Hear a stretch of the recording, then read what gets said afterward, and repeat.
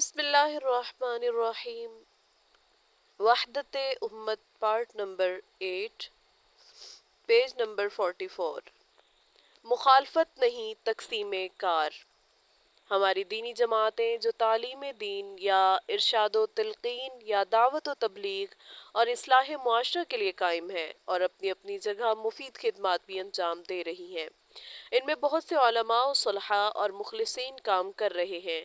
اگر یہی متحد ہو کر تقسیم کار کے ذریعہ دین میں پیدا ہونے والے تمام رخنوں کے انسداد کی فکر اور امکانی حد تک باہم تعاون کرنے لگے اور اقامت دین کے مشترک مقصد کی خاطر ہر جماعت دوسری کو اپنا دست و بازو سمجھے اور دوسروں کے کام کی ایسی ہی قدر کریں جیسی اپنے کام کی کرتے ہیں، تو یہ مختلف جماعتیں اپنے اپنے نظام میں الگ رہتے ہوئے بھی اسلام کی ایک عظیم الشان طاقت بن سکتی ہیں اور تقسیم عمل کے ذریعہ اکثر دینی ضرورتوں کو پورا کر سکتی ہیں۔ مگر عموماً یہ ہو رہا ہے کہ ہر جماعت نے جو اپنے سعی و عمل کا ایک دائرہ اور نظام عمل بنایا ہے، عملی طور پر ایسا معلوم ہوتا ہے کہ وہ خدمت دین کو اسی میں منحصر سمجھ رہے ہیں۔ گو زبان سے نہ کہیں، دوسری جماعتوں سے اگر جنگ و جدل بھی نہیں تو بے قدری ضرور دیکھی جاتی ہے۔ اس کے نتیجے میں ان جماعتوں میں بھی ایک قسم کا تشدد پایا جاتا ہے۔ غور کرنے سے اس کا سبب یہ معلوم ہوتا ہے کہ مقصد سب کا اگرچہ دین کی اشاعت، حفاظت اور مسلمانوں کے علمی، عملی، اخلاقی اصلاح ہی ہے، لیکن اس مقصد کے حاصل کرنے کے لیے کسی نے ایک دارالعلوم قائم کر کے تعلیم دین کی اہم خدمت انجام دی۔ کسی نے ایک تبلیغی جماعت بنا کر رشد و ہدایت کا فرض ادا کیا، کسی نے کوئی انجمن بنا کر احکام دین کی نشر و اشاعت کا تحریری انتظام کیا، کسی نے فتویٰ کے ذریعے خلق خدا کو ضروری احکام بتانے کے لیے دارالافتاء قائم کیا، کسی نے اسلام کے خلاف ملحدانہ تلبیسات کے جواب کے لیے تصنیفات کا یا ہفتہ وار، ماہوار رسالہ اخبار کا سلسلہ جاری کیا۔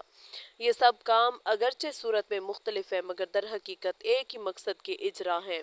ان مختلف محاذوں پر جو مختلف جماعتیں کام کریں گی، یہ ضرور ہے کہ ہر ایک کا نظام عمل مختلف ہوگا۔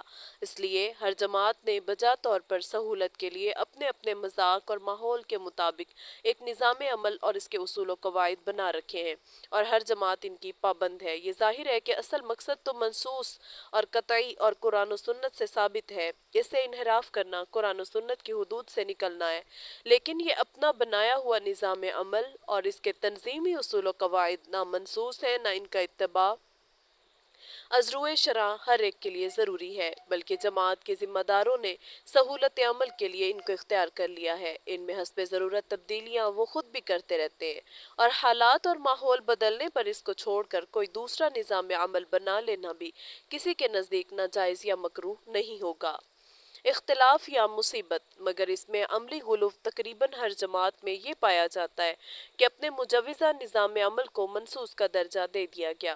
جو شخص اس نظام عمل میں شریک نہیں، اگرچہ مقصد کا کتنا ہی عظیم کام کر رہا ہو، اس کو اپنا بھائی، اپنا شریک کار نہیں سمجھا جاتا، اور اگر کوئی شخص اس نظام عمل میں شریک تھا پھر کسی وجہ سے اس میں شریک نہ رہا تو عملاً اسے اصل مقصد اور دین سے منحرف سمجھ لیا جاتا ہے، اور اس کے ساتھ وہی معاملہ کیا جاتا ہے جو دین سے انحراف کرنے والوں کے ساتھ ہونا چاہیے، اگرچہ وہ اصل مقصد یعنی اقامت دین کی خدمت پہلے سے بھی زیادہ کرنے لگے۔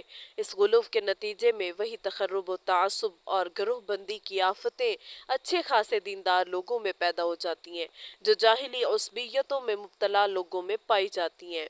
پیغمبرانہ دعوت کو نظر انداز کرنا ہماری تبلیغ، دعوت اور اصلاحی کوششوں کو بیکار کرنے اور تفرقہ اور جنگ و جدل کی خلیج کو وسیع کرنے میں سب سے زیادہ دخل اس کو ہے کہ آج کل کے اہل زبان اور اہل قلم علماء نے عموماً دعوت و اصلاح کے پیغمبرانہ طریقوں کو نظر انداز کر کے صحافیانہ زبان اور فکر چست کرنے ہی کو بات میں وزن پیدا کرنے اور مؤثر بنانے کا ذریعہ سمجھ لیا ہے۔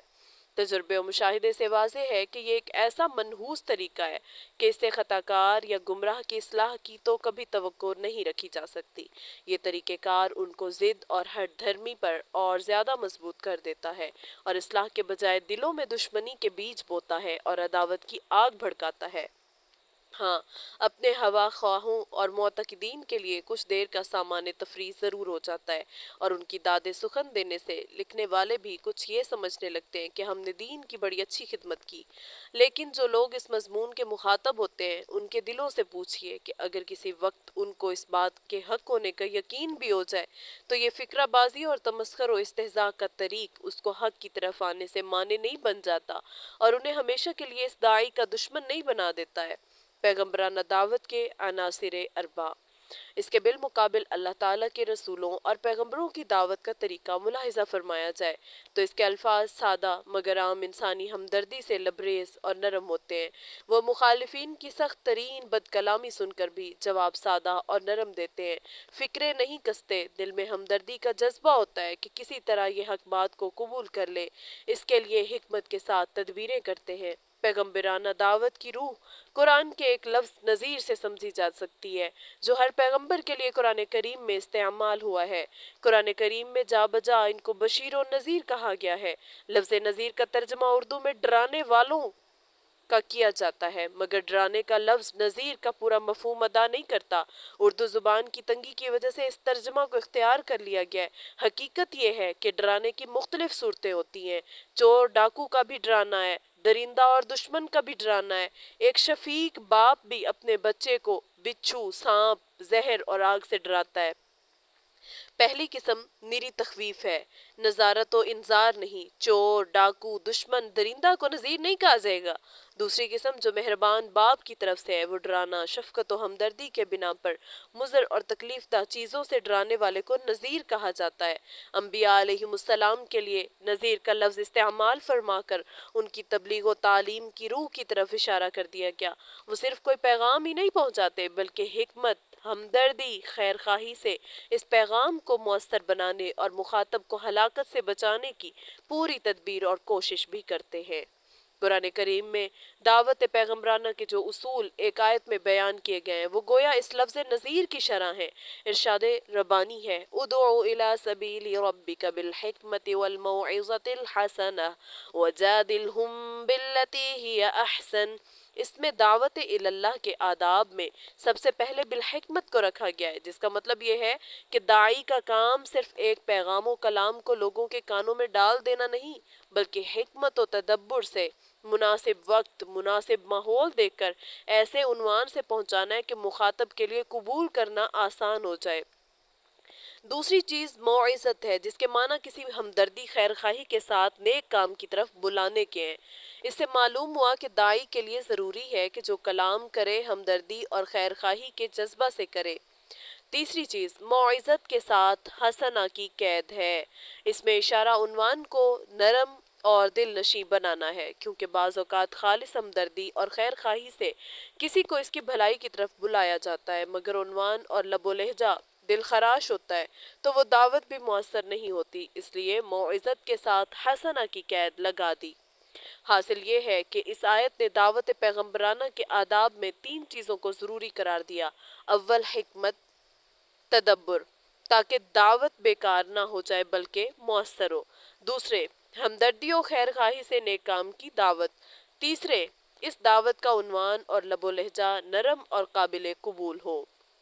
آخر میں ایک چوتھی چیز یہ بتلائی کہ اگر دعوت کو ان آداب کے ساتھ پیش کرنے پر بھی قبول نہ کیا جائے اور نوبت مجادلہ ہی کی آ جائے تو پھر عامیانہ انداز کا مجادلہ نہیں ہونا چاہیے بلکہ باللتی ہی احسن یعنی اچھے طریقے پر ہونا چاہیے۔